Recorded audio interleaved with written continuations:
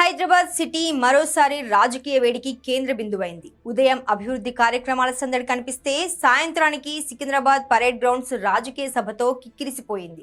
ఒకవైపు జాతీయ రాజకీయాల ప్రస్తావన, మరోవైపు తెలంగాణ భవిష్యత్తుపై సంకేతాలు. ఇలా పలు అంశాలను కలిపి ప్రధాని మోడీ తన ప్రసంగాన్ని కొనసాగించారు.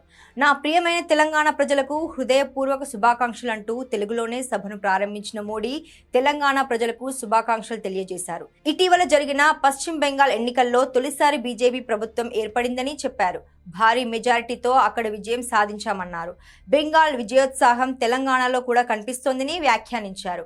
అస్సాంలో బీజేపీ వరుసగా మూడోసారి అధికారంలోకి వచ్చిందని, పుదుచ్చేరిలో కూడా ఎన్డీఏ మరోసారి ప్రభుత్వం ఏర్పాటు చేసిందని గుర్తు చేశారు. తెలంగాణలో కూడా బీజేపీ ప్రభుత్వం రావాలని ప్రజలు కోరుకుంటున్నారని ప్రధాని అన్నారు. ప్రతి సంవత్సరం దేశంలో ఎక్కడో ఒక చోట ఎన్నికలు జరుగుతాయని, గెలుపోటములు సహజమని చెప్పారు. అయితే ఈసారి దేశవ్యాప్తంగా జరుగుతున్న రాజకీయ చర్చ భిన్నంగా ఉందన్నారు.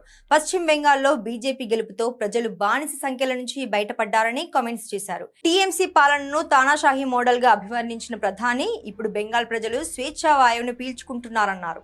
10 ఏళ్ల క్రితం అక్కడ బీజేపీకి కేవలం 3 ఎమ్మెల్యేలు మాత్రమే ఉండేవారని, ఇప్పుడు 200 మందికి పైగా ఎమ్మెల్యేలు గెలిచారని చెప్పారు. మొదట్లో 2 ఎంపీలు మాత్రమే ఉండేవారని, అందులో ఒకరు తెలంగాణ వ్యక్తినని గుర్తు చేశారు. రాబోయే ఎన్నికల్లో తెలంగాణలో కూడా భారీ మెజారిటీతో గెలుస్తామని ధీమా వ్యక్తం చేశారు. తెలంగాణ రాజకీయాలపై కూడా ప్రధాని వ్యాఖ్యలు చేశారు. బీఆర్ఎస్, కాంగ్రెస్ రెండూ కుటుంబ పార్టీలేనని విమర్శించారు. దేశవ్యాప్తంగా 14 ఇండస్ట్రియల్ కారిడార్ల పనులు కొనసాగుతున్నాయని, అందులో ఒకటి జహీరాబాద్లో ఏర్పాటు చేస్తున్నామని తెలిపారు. కాంగ్రెస్ పాలన ఉన్న రాష్ట్రాల్లో ఒకే తరహా పరిస్థితి కనిపిస్తుందని అన్నారు. ఎన్నికల ముందు భారీ హామీలు ఇస్తారని, ఆ తర్వాత వాటి అమలుపై సాకులు చెబుతారని విమర్శించారు. తెలంగాణలో కూడా అదే పరిస్థితి కనిపిస్తోందన్నారు. కాంగ్రెస్ విద్వేష రాజకీయాలను ప్రోత్సహిస్తుందని ప్రధాని ఆరోపించారు. ఇక మావోయిస్టుల అంశాన్ని ప్రస్తావిస్తూ తెలంగాణ గతంలో తీవ్ర నష్టం చవిచూసిందని చెప్పారు.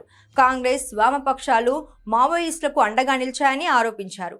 ప్రస్తుతం మావోయిస్టులు అంతిమ దశలో ఉన్నారని, తెలంగాణ పోలీసులకు పూర్తి స్వేచ్ఛ ఇచ్చి ఉంటే ఈ సమస్యను మరింత ముందే అణచివేస్తారన్నారు. ఇప్పుడు తెలంగాణ మావోయిస్టు రహిత దిశగా వెళ్తుందని తెలిపారు. దేశ ఆర్థిక పరిస్థితులపై కూడా ప్రధాని కీలక సూచనలు చేశారు. అంతర్జాతీయ యుద్ధ పరిస్థితుల కారణంగా ఇంధన సంక్షోభం ఏర్పడిందని చెప్పారు. అయినప్పటికీ కేంద్రం ఇంధన ధరలు పెరగకుండా ప్రయత్నిస్తోందన్నారు. ప్రజలు పెట్రోల్, డీజిల్ వినియోగాన్ని తగ్గించాలని సూచించారు. మెట్రో సేవలను ఎక్కువగా ఉపయోగించాలని, ఎలక్ట్రిక్ వాహనాలను ప్రోత్సహించాలని కోరారు. ఇలా విమర్శలు, సూచనలతో సికింద్రాబాద్ పరేడ్ గ్రౌండ్ సభలో మోడీ చేసిన కామెంట్స్ హైలైట్గా నిలిచాయి.